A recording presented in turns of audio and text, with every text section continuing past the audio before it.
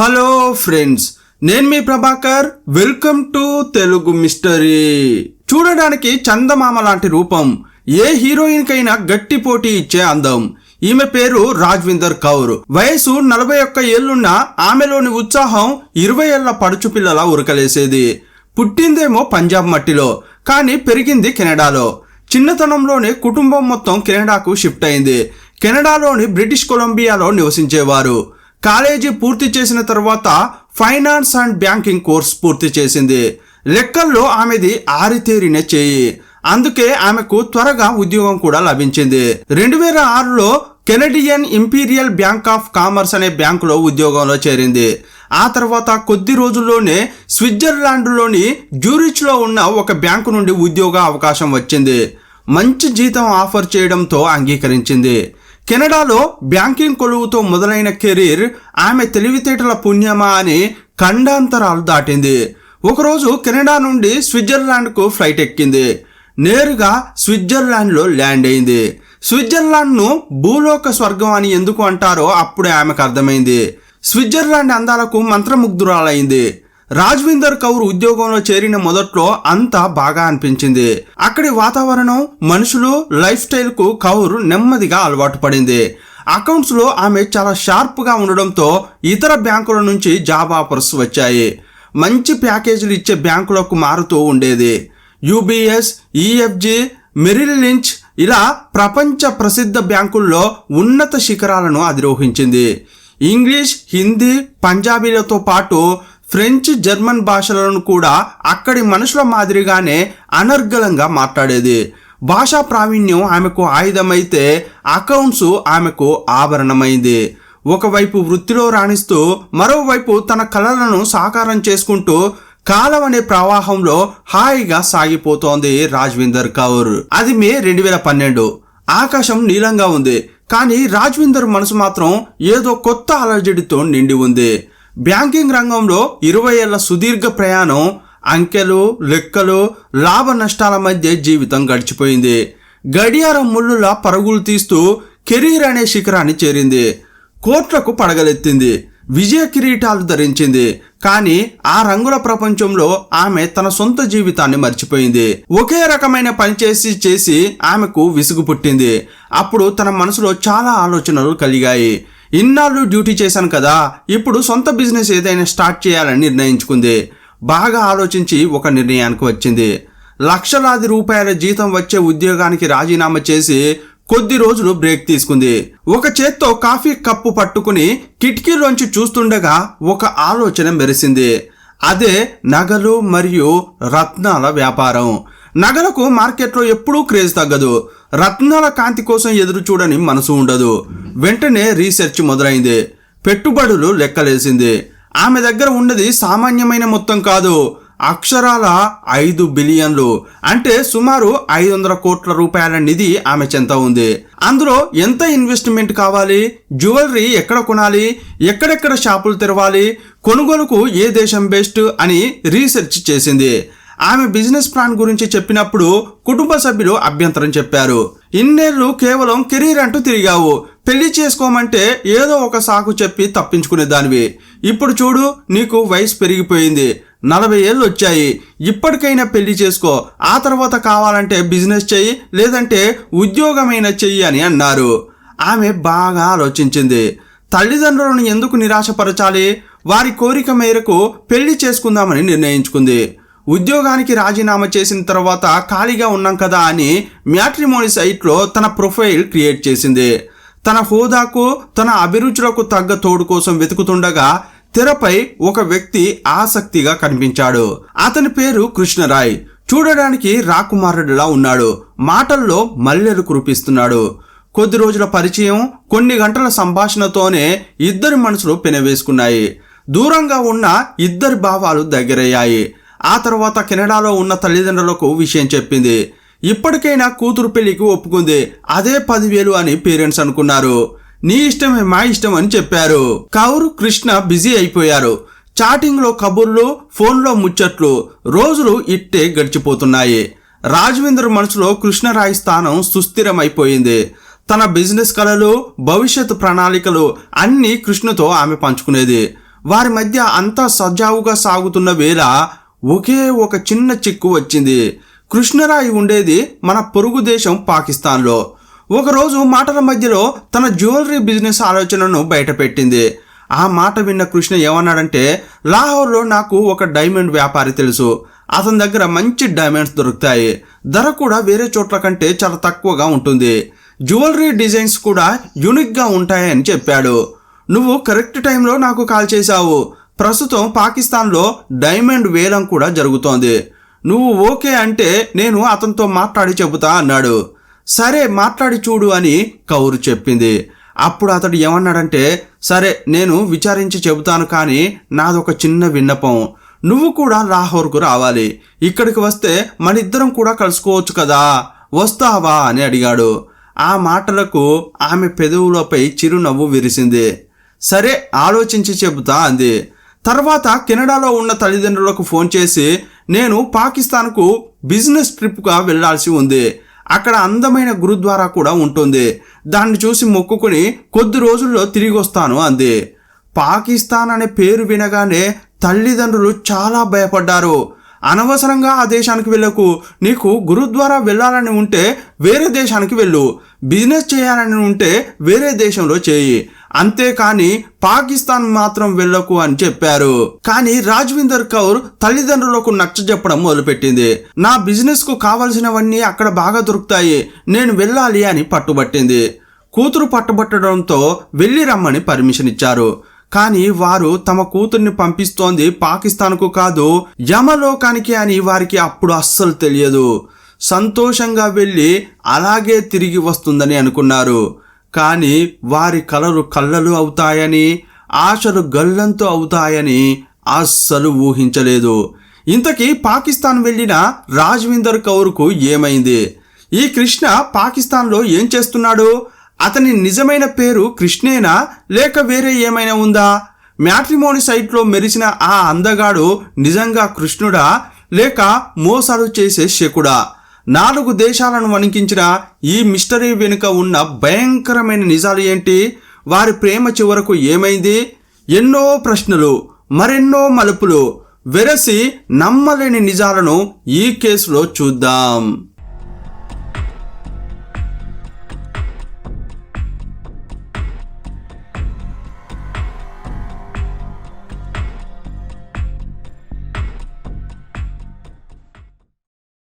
Pakistan వీసాకు రాజ్విందర్ Kaur apply చేసిన కొద్ది రోజుల్లోనే వీసా వచ్చింది. 25 ఆగస్టు 2012వ తేదీన స్విట్జర్లాండ్ నుంచి దుబాయ్ మీదుగా లాహోర్ గడ్డపై అడుగుపెట్టింది. ఆమె మనసులోని అసలు తపన కృష్ణను కలుసుకోవడమే. అప్పటి వరకు ఫోన్ తరంగాల్లో వినిపించిన ఆ స్వరం ఇప్పుడు కళ్ళ ముందు కదలాడబోతోంది. బాగా చదువుకున్న అమ్మాయి, ఎన్నో దేశాలు తిరిగిన దీశాలి, ప్రపంచ బ్యాంకుల్లో పనిచేసిన మేధావి, మ్యాట్రిమోనీలో పరిచయమైన వ్యక్తి కోసం నేరుగా శత్రు దేశం అని తెలిసిన ఆ గడ్డపై అడుగుపెట్టిందంటే ఆమెను ధైర్యవంతురాలు అనాలా, లేక అమాయకురాలు అనాలో అస్సలు అర్థం కాదు. నిజానికి కౌరు తన తల్లిదండ్రులతో చాలా క్లోజ్గా ఉంటుంది. వారితో ఏమీ దాచుకోకుండా చెబుతుంది. కృష్ణరాయ్ గురించి కూడా ఇంట్లో వారికి చెప్పింది. కుటుంబ సభ్యులు అతని ఫోటో కూడా చూశారు. 1-2 సార్లు మాట్లాడారు కూడా. పాకిస్తాన్ సంబంధం మనకెందుకు అని అనిపించినా కూతురు ఇన్నేళ్ల తర్వాత ఎవరినో ఒకరిని ఇష్టపడింది కదా అని వారు మౌనంగా ఉండిపోయారు. కౌర్ లాహోర్కు వచ్చిన తర్వాత ఫ్యామిలీకి ఫోన్ చేసి మాట్లాడింది. ఎన్ని గంటలకు చేరుకుంది, ఏ హోటల్లో దిగింది, ఎవరెవరిని కలుస్తోంది అని అన్ని వివరాలు చెప్పేది. ఆసక్తికరమైన విషయం ఏంటంటే పాకిస్తాన్లో ఒక న్యూస్ యాంకర్ ఉండేవాడు. అతని పేరు ఇక్బాల్ హుసేన్. అతనితో కౌర్కు పరిచయం ఉంది. అతన్ని కలిసి వస్తానని కౌర్ తన తల్లిదండ్రులకు చెప్పింది. 2012 ఆగస్టు 26, 27 తేదీల్లో రాజ్విందర్ తన కుటుంబ సభ్యులతో మాట్లాడింది. కానీ అదే చివరిసారి. ఆ తర్వాత ఆమె ఫోన్ స్విచ్ ఆఫ్ అయింది. అప్పుడు కుటుంబ సభ్యులకు ఆందోళన మొదలైంది. ఇలా 3-4 రోజులు గడిచిపోయాయి. రాజ్విందర్ కౌర్ తండ్రి సికిందర్ సింగ్ వెంటనే కూతురు బస చేసిన హోటల్కు కాల్ చేశాడు. కూతురు గురించి విచారించాడు. వాళ్ళేం చెప్పారంటే, సార్, మేము ఆమెను ఆగస్టు 31వ తేదీన చివరిసారిగా చూసాం, మళ్ళీ ఆమె మా హోటల్కు రానేలేదు అని చెప్పారు.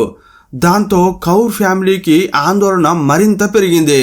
వెంటనే రాజ్విందర్ కౌర్ తండ్రి అయిన సికిందర్ సింగ్ కెనడా ప్రభుత్వానికి లేఖ రాశాడు.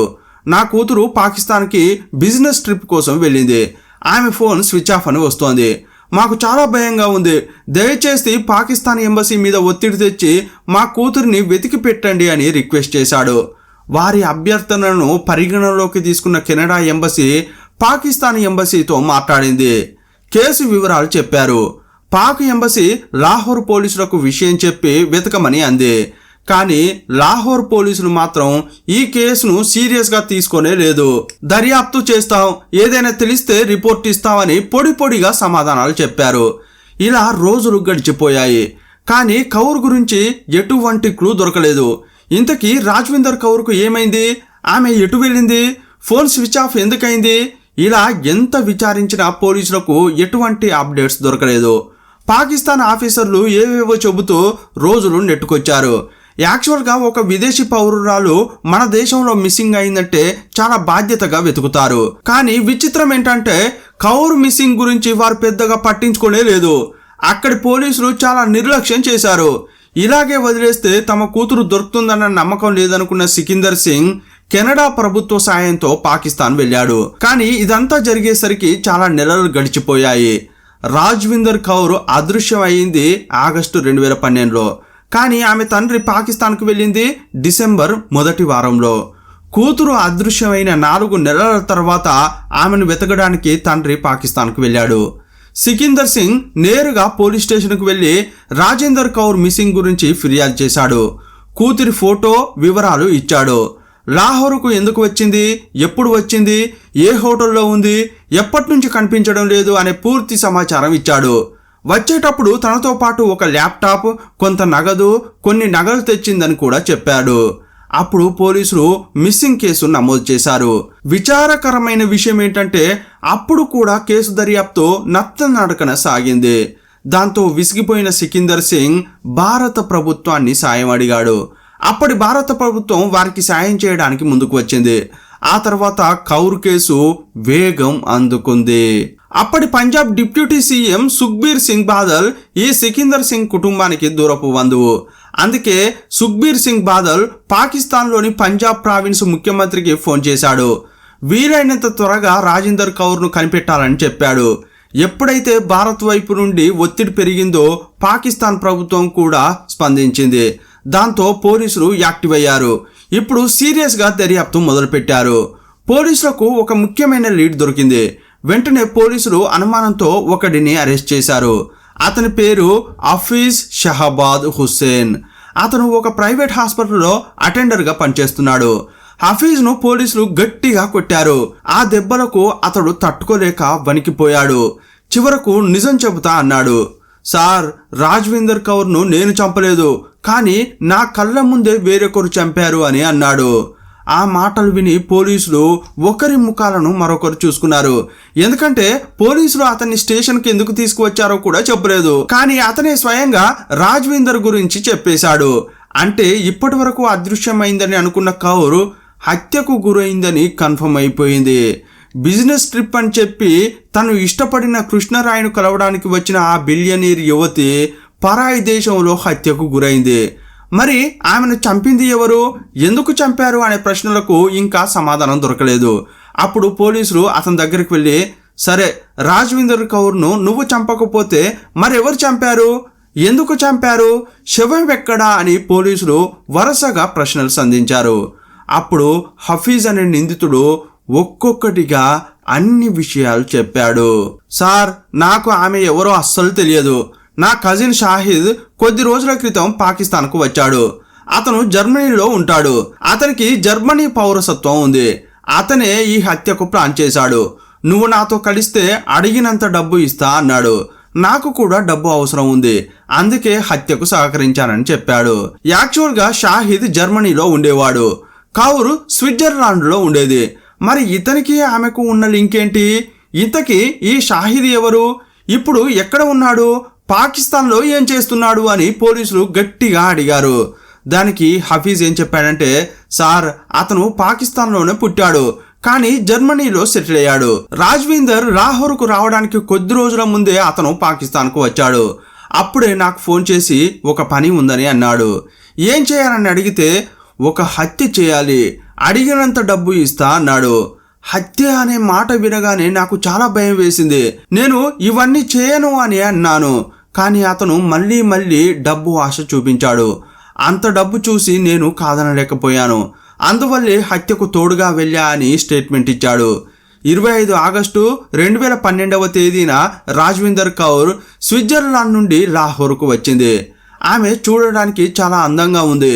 మేమిద్దరం అత్యంత ఖరీదైన కార్ తీసుకెళ్లి ఎయిర్పోర్ట్ నుండి ఆమెను పికప్ చేసుకున్నాం. ఆ తర్వాత ఒక మంచి హోటల్లో రూమ్ బుక్ చేసి స్టే చేయించాం.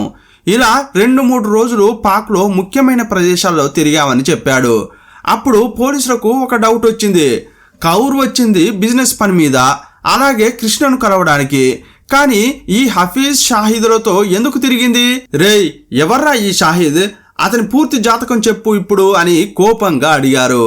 అప్పుడే అసలు విషయం తెలిసింది. కౌర్కు మ్యాట్రిమోనీలో పరిచయమైన కృష్ణనే ఈ షాహిద్. మ్యాట్రిమోనీలో షాహిద్ అనే అతడు తన పేరును కృష్ణరాయ్ అని రిజిస్టర్ చేసుకున్నాడు. తనను హిందువుగా చెప్పుకున్నాడని హఫీజ్ అసలు విషయం చెప్పాడు. దీంతో ఇదొక మోసపూరితమైన హత్య అని పోలీసులకు అర్థమైంది. కానీ మోటివ్ ఏంటో తెలియలేదు. ఆ విషయం కూడా అడిగారు. అప్పుడు హఫీజ్ ఏం చెప్పాడంటే, సార్, షాహిద్కు కౌర్ యొక్క బ్యాక్గ్రౌండ్ అంతా తెలుసు. ఆమె సింగిల్ అని, ఆమె బ్యాంకు బ్యాలెన్స్ ఎంతుందని అంతా తెలుసుకున్నాడు.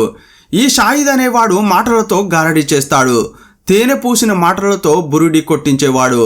పరిచయమైన కొద్ది నెలల్లోనే కౌర్ దగ్గర అతడు కొన్ని కోట్ల రూపాయలు వసూలు చేశాడు. కొన్నాళ్లకు నేను జ్యువెలరీ బిజినెస్ స్టార్ట్ చేయబోతున్నా, అందువల్ల డబ్బును తిరిగి ఇవ్వాలని అడిగింది. కానీ డబ్బు తిరిగి ఇచ్చే ఉద్దేశమే అతనికి లేదు.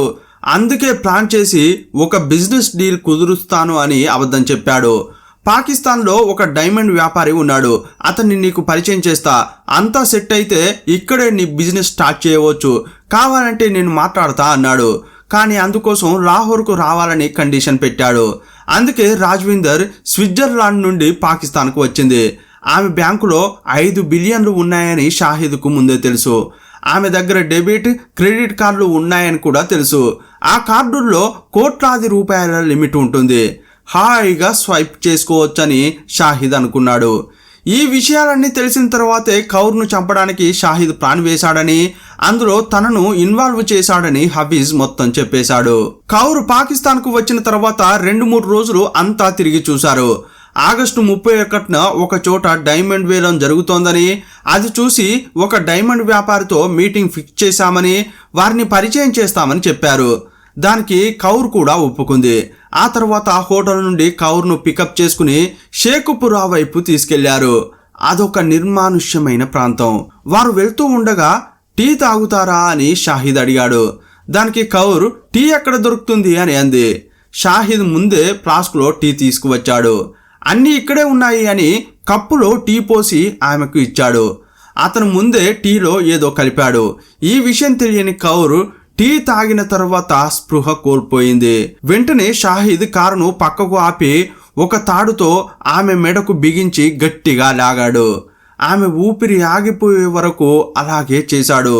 ఆ తర్వాత డెడ్ బాడీని అక్కడే ప్రవహిస్తున్న ఒక కాలువలో పడేశాడు. ఇందులో నా తప్పేమీ లేదు సార్ అని హఫీజ్ ఏడ్చాడు.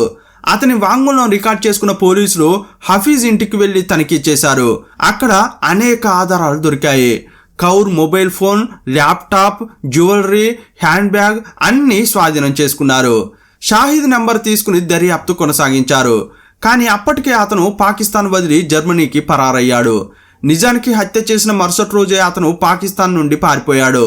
కౌర్ హత్యకు గురైన విషయాన్ని తండ్రి సికిందర్కు పాకిస్తాన్ పోలీసులు చెప్పారు. ఆ విషయం తెలిసిన తండ్రి కన్నీరు మున్నీరు అయ్యాడు.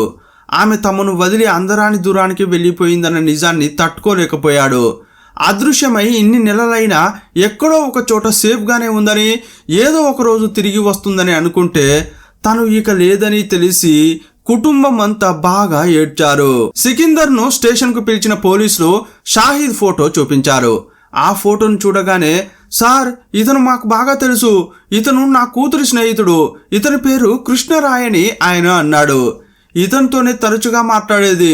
పాకిస్తాన్లో పని ముగించుకుని ఇతనిని కలిసి వస్తానని చెప్పింది. ఇతనిని మేము కూడా సంప్రదించడానికి ప్రయత్నించాం, కానీ సాధ్యపడలేదు అని అతడు అన్నాడు. ఇతను కృష్ణరాయ్ కాదు, షాహిద్. ఇతనే మీ కూతుర్ని చంపాడు అని పోలీసులు చెప్పగానే ఆ తండ్రి దుఃఖం రెట్టింపైంది. ఒరే దుర్మార్గుడా, అన్యాయంగా నా కూతుర్ని చంపేశావు కదరా అని రోధించాడు. సార్, వీడిని మాత్రం ఎట్టి పరిస్థితుల్లో వదిలిపెట్టొద్దు, వాడు చేసిన మోసం అంతా ఇంతా కాదు అని ఆ తండ్రి గుండెలు బాదుకున్నాడు. కానీ షాహిద్ అనేవాడు పాకిస్తాన్ పౌరుడు కాదు, జర్మనీ పౌరుడు అని తెలిసినప్పుడు సికిందర్ మరింత షాక్ అయ్యాడు. తన కూతురు మోసపోయిందని తెలిసి ఆ తండ్రి కంటనీరు పెట్టాడు. ఇది హై ప్రొఫైల్ కేసు కావడంతో అక్కడితో వదిలేయలేదు. ఆ రోజు 7 జనవరి 2013 పాకిస్తాన్ పోలీసులు జర్మనీ ఎంబసీతో మాట్లాడి షాహిద్ పై లుకౌట్ నోటీసు జారీ చేశారు. అంతేకాకుండా కెనడా, స్విట్జర్లాండ్ దేశాల సాయం కోరారు. ఎందుకంటే ఆమె బ్యాంక్ అకౌంట్స్ కెనడా, స్విట్జర్లాండ్లో ఉన్నాయి. కాబట్టి నగదు లావాదేవీల గురించి విచారణ చేయాలంటే బ్యాంకు రికార్డ్స్ అవసరం.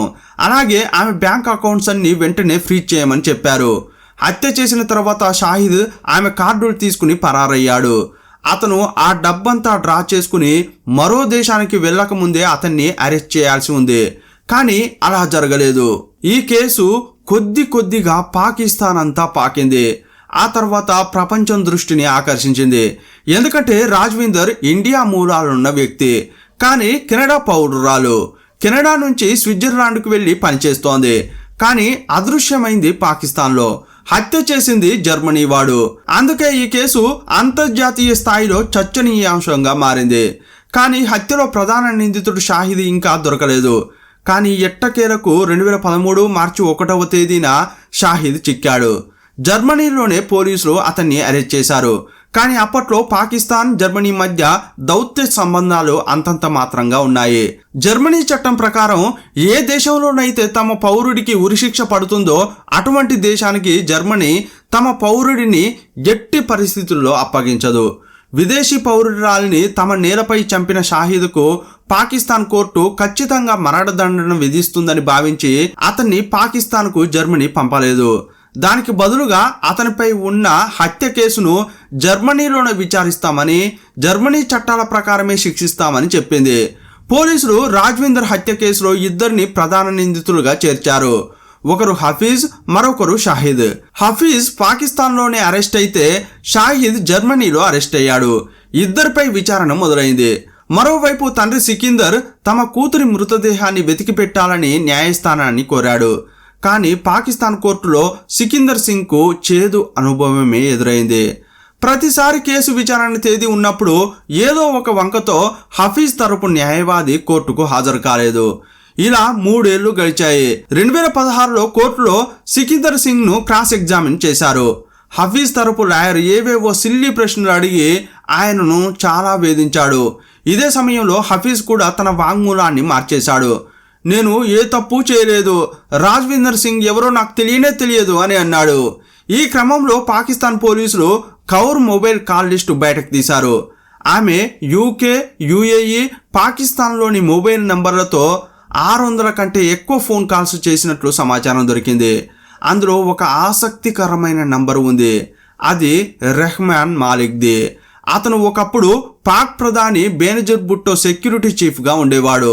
మరొకటి పాకిస్తాన్లోని ట్రిపుల్ పార్టీ నాయకుడు ఇంతియాజ్ది. ఇంకొకటి పాకిస్తాన్ రిపోర్టర్ ఇక్బాల్ హుస్సేన్ది. మరొకటి యూకేలో ఉన్న ఒక black magic practitioner number. Switzerland బ్యాంకులో పనిచేస్తున్న రాజ్విందర్ కౌర్కు వీరందరితో పరిచయం ఎలా ఏర్పడింది? అసలు వీరితో ఆమెకు ఉన్న సంబంధం ఏంటి? ఒకవేళ ఆమె నంబర్ నుండి షాహిద్ ఈ కాల్స్ చేశాడా అని పోలీసులకు ఎన్నో అనుమానాలు కలిగాయి. ఇదే సమయంలో అంటే 9 డిసెంబర్ 2017వ తేదీన కౌర్ హత్య కేసులో తీర్పు వెలువడింది. రాజ్విందర్ కౌర్ హత్యలో హఫీజ్ పాత్రను నిరూపించడానికి ఎటువంటి బలమైన ఆధారాలు లేవని లాహోర్ దిగువ కోర్టు అతన్ని నిర్దోషిగా విడుదల చేసింది. డెడ్ బాడీ దొరకలేదు, ఫోరెన్సిక్ ఆధారాలు కూడా లేవు. అందువల్ల కోర్టులో కేసు వీగిపోయింది. ఈ తీర్పుతో తండ్రి సికిందర్ సింగ్ మానసికంగా కుంగిపోయాడు. ఇప్పటికీ ఆయన కోరేది 2 విషయాలు. ఒకటి, తన కూతురి హత్యకు న్యాయం. రెండోది తన ముద్దుల కూతురి మృతదేహం. ఈ రెండు ఆయనకు దొరకనే లేదు. 25 ఆగస్టు 2012 నుంచి రాజ్వీందర్ కౌర్ కనిపించకుండా పోయింది. కానీ 2014 నవంబర్ 6 ప్రధాన నిందితుడు షాహిద్పై విచారణ మొదలైంది. కౌర్ హత్యకు గురై 14 ఏళ్లైనా ఆమె డెడ్ బాడీ ఎక్కడా దొరకలేదు. కానీ కౌర్ కుటుంబ సభ్యులు ఇంకా అలుపెరుగని పోరాటం చేస్తూనే ఉన్నారు. పాపం కౌర్ మ్యాట్రిమోనీ సైట్లో పరిచయమైన వ్యక్తిని నమ్మి తన ప్రాణాలని కోల్పోయింది. చాలా చదువుకున్న వ్యక్తి, చలాకీ అమ్మాయి, 40 ఏళ్ల వరకు ఒంటరిగా ఉంటూ ఎన్నో అడ్డంకులను ఎదుర్కొని విజయం సాధించిన మోస్ట్ ఇండిపెండెంట్ లేడీ. కానీ ఇంత దారుణంగా మోసపోయిందంటే నమ్మడం చాలా కష్టం. ఆమె ఈ బిజినెస్ రిలేషన్షిప్ గురించి ఆలోచించకపోయి ఉంటే ఈరోజు బతికి ఉండేది. కౌర్ యొక్క కాల్ లిస్టులో ఉన్న ఆ ప్రముఖులకు ఈ కేసుతో ఏమైనా సంబంధం ఉందా? వారంతా కలిసి ఆమెను చంపారా అనే ప్రశ్నలు ఇంకా అలాగే మిగిలిపోయాయి. సోషల్ మీడియాలో ప్రతి ఒక్కరూ ఇలాగే ఉంటారని చెప్పలేము. కానీ మనం ఎవరితో స్నేహం చేస్తున్నాం? వారు మన స్నేహానికి అర్హులేనా? వారి గతం ఏంటి అని తెలుసుకొని ముందడుగు వేయాలి. ఊరికే ఎవరి వెనుకో పడి జీవితాలను పాడు చేసుకోవద్దు. ఈ కేసుపై మీ అభిప్రాయం ఏంటో కామెంట్ బాక్స్లో రాయండి. మరో వీడియోలో మళ్ళీ కలుసుకుందాం. అప్పటి వరకు సెలవు. జై హింద్.